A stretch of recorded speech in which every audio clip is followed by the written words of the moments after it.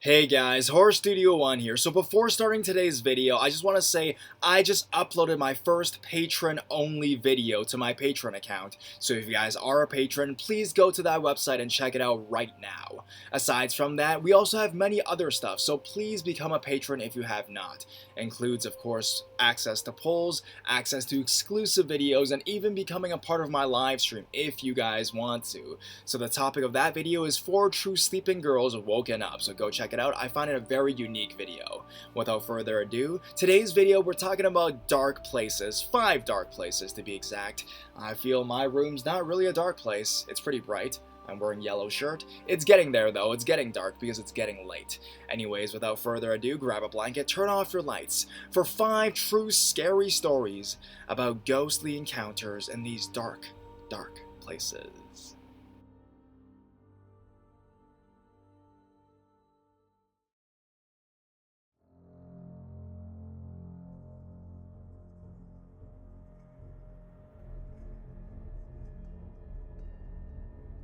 Fear of the dark.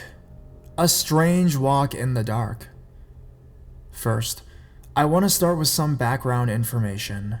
I live in a very small town. There is maybe about 100 people in the town. It is very old. The town is shrinking and some of the lights along the roads are getting out or don't work. Recently, someone new moved in very near where I live, and we became great friends really fast. And for some reason, we always have these moments where we have the exact same thought, but only one of us will say out loud. Then the one who did not say it will say, "Dude, I thought the exact same thing." Although this has no relevance to the story, I felt I should include it.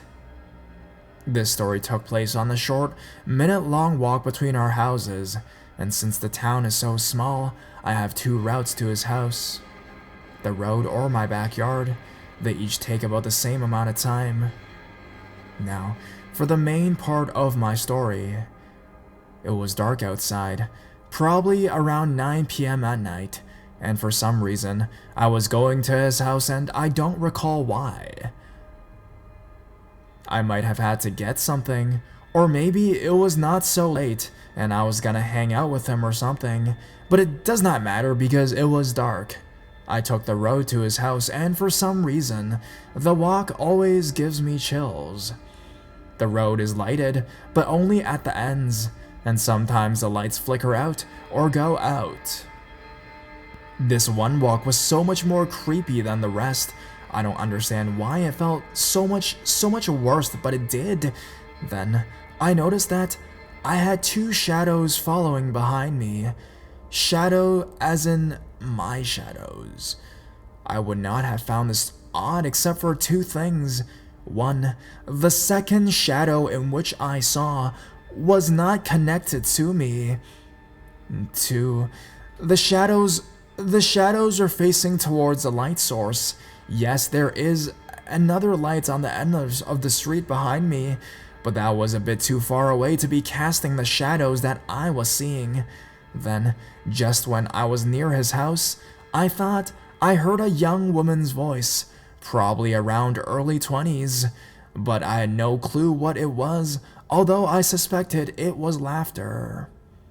When I got in my friend's house, I vaguely described the experience and we both laughed.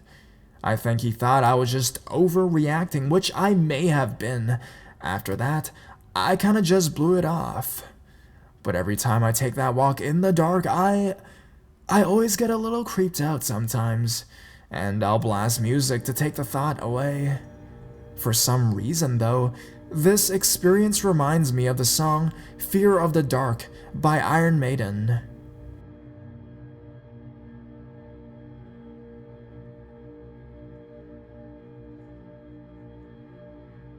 Moving shadows in the dark.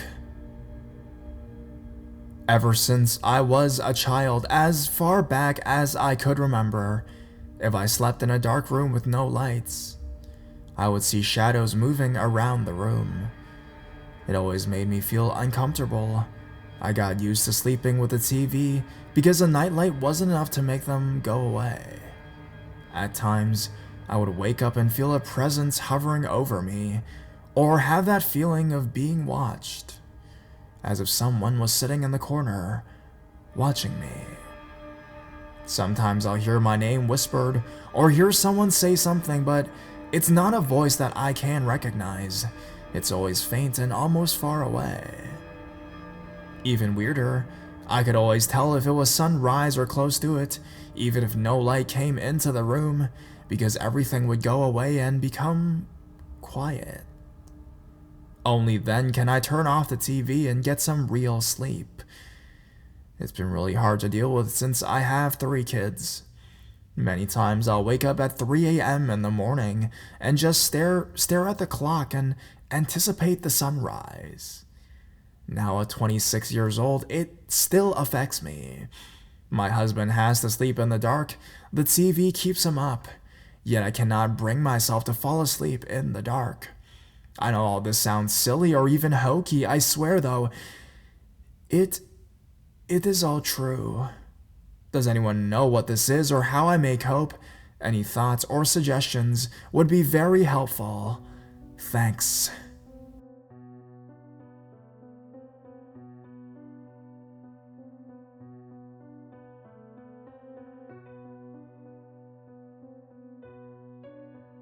Dark places.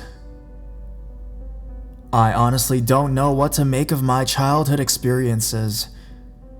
I had a troubled, abusive upbringing and didn't really deal with it until I was in my 30s. I don't know if my experience of dark places was a side effect of that, or if I managed to short-circuit a genuine extrasensory gift along with so many other aspects of my character. Regardless, here's my tale and your input is most appreciated. I grew up in a modern cookie-cutter raised ranch in a planned suburban development. It was built in 1965, and until my parents relocated in 1987, we were its only occupants. Previous to that, our hill had been wild forest for centuries, after some time as an apple orchard in the early 18th century. There had been no human habitation, no ancient curses, and our quiet corner of Connecticut had been so isolated that the New England witch controversies had never come within miles of it. In short, there was nothing from the dawn of time through the Vietnam era that could have left any residual human imprint on the first spot on the planet that I called home. Except the dark spot. More precisely, our basement. Our house was built into the hillside at the crest of the grandly named Mount Sumner, really just a steep hill, so that the basement was completely buried at the front of the house, but at ground level and back. The builder had intended that homeowners finish the basements into recreation rooms, so the basement had a working fireplace, sliding glass door, and large window. My parents never finished our basement, so this potentially well-appointed space was just used for storage and housed the furnace, water heater, and laundry appliances. The door and window faced east, but even on the brightest mornings, the basement was as dark as it was at night, at least to my eyes. Turning on the lights didn't help either. The bulbs themselves were bright enough, and staring directly at them would leave spots in my vision. But it was as if the illumination struggled to reach any further than the edge of the glass. Worst of all, though, was the fact that the shadows that lay claim to the room weren't entirely cast by old boxes, discarded furniture, and the furnace. They moved, and they spoke. And no, what they spoke was not English, or anything approaching any spoken language I've ever heard. I've gone over this with a couple of psychiatric professionals over the years, who seemed to salivate at the prospect that a client may have heard voices and listen intently until I explain in full. It was more of a guttural background chuckle that would stop and start. As a child, I had the feeling that they were able to understand each other, and that they enjoyed the fact that seeing and hearing them terrified me. After mocking, yelling, and hitting didn't discourage my complaints to my parents, my mother humored me by accompanying me to the basement one night. There was motion where there shouldn't have been, which she explained away as a draft. But moving what? There were a few boxes and an old couch there at the time, and the bare bulb light fixtures were affixed to the beams. She claimed not to hear the murmuring at all, but just about jumped out of her skin when the furnace roared to life. In short, my parents accused me of having an overactive imagination, and threatened that continued flights of fancy on my part would lead to doctors, foster care, and all sorts of other horrors. So I just decided I avoided the basement as much as possible, and completed any chores down there as quickly as I could. As I got older, I became aware of other dark places, though none of them had the added funhouse babbling and the motion of our basement. There was a house on the main drag between home and the supermarket, for instance, that sat in a pool of darkness despite being in the middle of a sunny, treeless yard. There was also something very shady about the local Congregational church. Fortunately, not her denomination, and I only had to enter the building once as a teenager to drive my sister home from a chorus recital. By that time, however, I had a handle on things. I discovered drugs, Valium to be precise, though many and varied others would follow. My mother had a seemingly bottomless supply, and I took once after a schoolmate extolled its virtues. Not only did it calm me down and make my life infinitely more tolerable, but I discovered a side benefit the next time I had to retrieve the laundry. The sun was out, and the basement was brighter than I'd ever seen it before. I mean, the shadow things were still there, that's for sure, but both less visible and less audible than before. So, I upped the dosage, and they vanished entirely. I've since stopped using controlled substances to combat life's many trials. In fact, it will be 20 years later this month. Right now, I don't see dark places anymore, but I can still feel if a building or part of it is wrong. I'll leave it up to you to decide if this was all childhood trauma gonorrhea or something more ephemeral.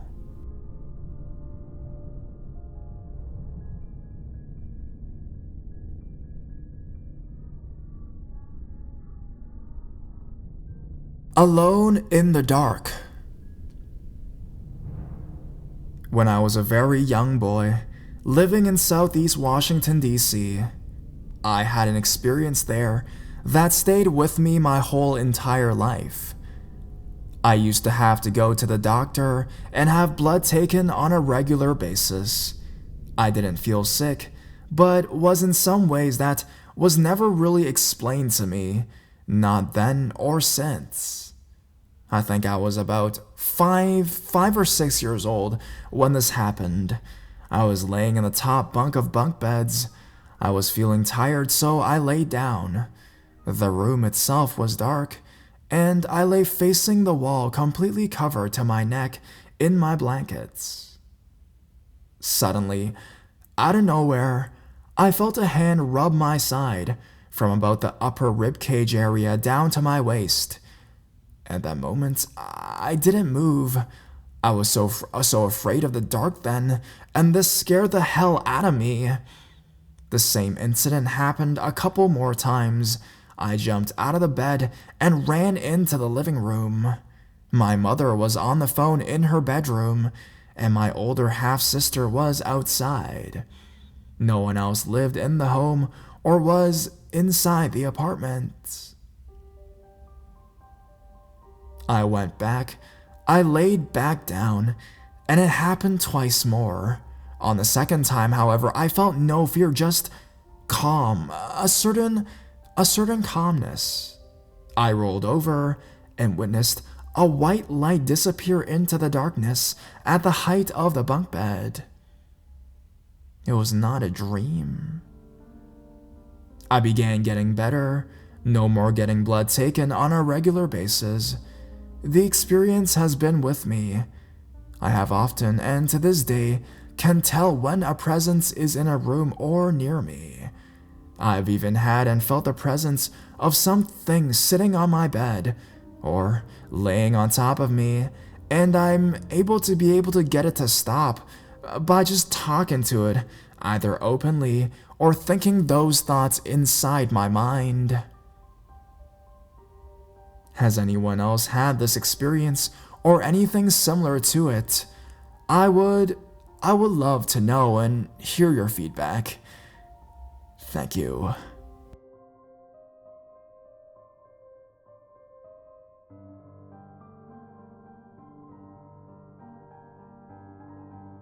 Footsteps in the dark. Our house was built by my parents on land owned by a rich family. The neighbors surrounding us have the same history as we do. They purchased the land from the family and built a house on it. No one died as far as I know. I'm about 90% sure that no one has died on this land my house is situated on. My room was officially the creepy room. I didn't want anything to do with it, and for a 10-year-old to go to sleep in her parents' room was ridiculous. So I came up with a solution. It was called "Mom, Can I Sleep on the Couch?" Now here's the catch. I drag my mom downstairs with me. Our house has 2 levels with 3 bedrooms and 2 bathrooms upstairs. Downstairs is the family room, living room, 4th bedroom, kitchen, laundry room, and 3rd bathroom. The family room was where the couches were, a long leather couch, leather love seat, and leather recliner. My mom reluctantly slept on the larger couch while I slept on the love seat. The nights weren't as dark, and with windows all around it, allowed moonlight to shine. My old dog at the time, an all-black German Shepherd, slept at the foot of the love seat, and I would constantly stick my arm out from under the blanket shield I made and pat her for comfort. I had to make sure that no part of my body was exposed and that even my hair was trapped under the blanket. I felt safe like that. But needless to say, it got unbearably hot. Sure, the leather would be cool when I first laid down, but soon after I'd be sweating like crazy. I wouldn't get to sleep for a long time, and would often sleep in awkward positions due to the fact that the blanket only had limited options. I heard the clock hanging up in the kitchen chime twice before I heard the footsteps. If memory serves me correct, it would have been around 11:15 or 12:15 when this happened. My parents were painting the basement walls and had paint cans, brushes, and a large black tarp lay out across the basement floor. I heard slow footsteps, as if the person were trying to be careful not to get their feet tangled up in the plastic. Whoever they were very loud, and it made me sweat worse. My fingers knotted themselves in my dog's fur as pure fear shot throughout my body. My mom was the one who did the actual painting, while my dad supervised. Yet both of them were asleep and the basement door was completely locked. The footsteps echoed worse due to the fact that the basement door was pure concrete with nothing over it. I could hear the smack and smack and smack of each foot on the floor. This went on easily for an hour. They would pause, perhaps as the spirit admired the work. There were windows down there too, so it was lit up by the moonlight, so you could easily see your way. That my parents did. Perhaps it was looking for something. We have storage rooms down there filled with many, many things, including work equipment, collectibles, and etc. But it scared me, and I kept looking towards the steps that led down to the basement in fear that it, whatever it was, would eventually come upstairs. I did not have my glasses on and couldn't see all too well. Having my vision impaired meant it was useless to try and see what was going on down there, so I just closed my eyes tight and listened carefully. Finally, I told myself that this was enough, and that if one more thing happened, I was fleeing upstairs since my dog was no longer providing me with the comfort I needed. Bang! I shot up, clutched my blanket in terror. I went upstairs to my room after that, and slept through the night without any other happenings. Once the morning came, I went downstairs to the basement and saw indents in the tarp. Since footsteps don't really show on such a surface, and on top of the tarp was a paint can that had tipped over. On the side of the paint can, which was thankfully closed very tight, was an indent, as if someone hit it hard enough with a tool that it just caved in. Falling could not have done this, as the dent was at such an angle. This event greatly shook me up, and I've never slept on the couch since. It was a bit of a long story, and I'm sorry I wasn't able to shorten it down a little bit. Kudos to whoever read through it all anyways. Any ideas on what it was? I mean, I have some thoughts, but I'm waiting to hear from all of you before I voice them. Thanks for reading.